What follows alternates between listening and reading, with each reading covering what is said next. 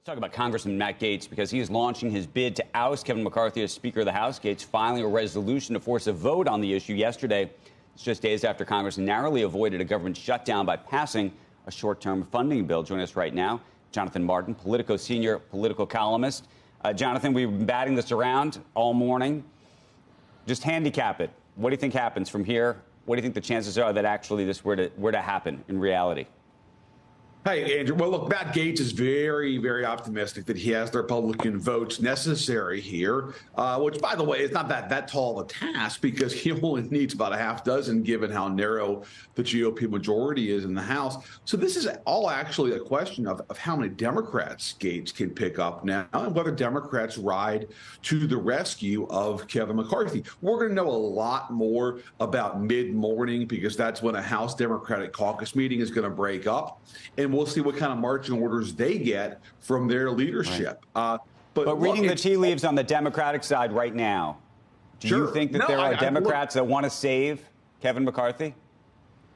I think there is very little appetite among Democrats to save Kevin McCarthy, at least absent some kind of negotiation about a deal. Okay, but let's talk about that. What do you think has to be or will be on the table if that's what we're talking about? I think procedure in the House, how the House is run, fairness to the minority. I think these upcoming, spending bills, obviously, late Saturday, the Congress punted to November to keep the government open, but they still got to come back in November and fund the government for next year. And then I think also the question about impeachment. Is the House going to pursue impeachment of President Biden? Look, Kevin McCarthy is going to be loath to cut a deal on any of those things because it'll just underscore his weakness and underscore that he's effectively become, a figure who is leading a GOP Democratic coalition in the House rather than the GOP. God forbid. God forbid. God forbid he's not, aligned with those 20, Andy Biggses and Matt Gaetz's.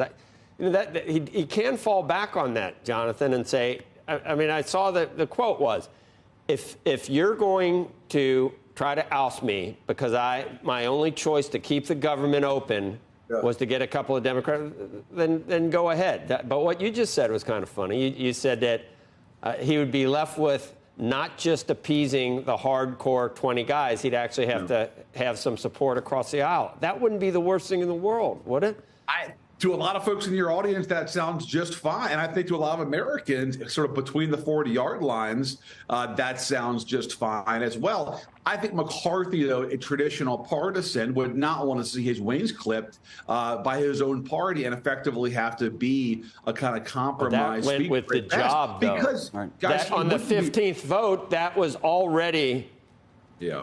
He knew what he was getting into at that time, and we knew it was only a matter of time. Matt Gaetz said, and not only that, he said, this is the first time I'm going to keep doing it. He is getting, I looked through a couple of the papers, lots of pictures of Matt Gaetz in his, light-colored suit, and he's everywhere. His profile, it's exactly what he wants if he's running for Florida governor. Do we think that's his end game, by the way, Jonathan? Yeah, no, Gaetz is running for governor in 2026 in Florida. That's exactly what he's up to. And that's not been a secret for long. And it's now obviously an open secret. And is this a winning effort then for that? Look, this probably was a matter of when for Kevin McCarthy. It's why a lot of his friends kind of wonder why he even wanted the job in the first place, because it was going to be a tough stretch here. And this day almost certainly was going to come. And here we are. But now, this is a fascinating test of McCarthy's dexterity with Democrats. Can he get enough of them to stick with him without giving away the store politically in a way that really sort of humiliates him for the final year potentially of speakership? Jonathan, what does this say about the voters in Florida? You think this is actually going to play well there? Well, it's not the voters in Florida necessarily. It's the Republican primary voters in Florida, which is a subset of their electorate down there. And yeah, I think potentially it could, especially depending upon where the GOP is in 3 years. If it's still where it is now, fairly radicalized by Trump, I think that this could hold Gaetz in good stead. Now, I think it's a very different question in a general election there, depending upon what happens. But certainly in today's party, yeah, absolutely.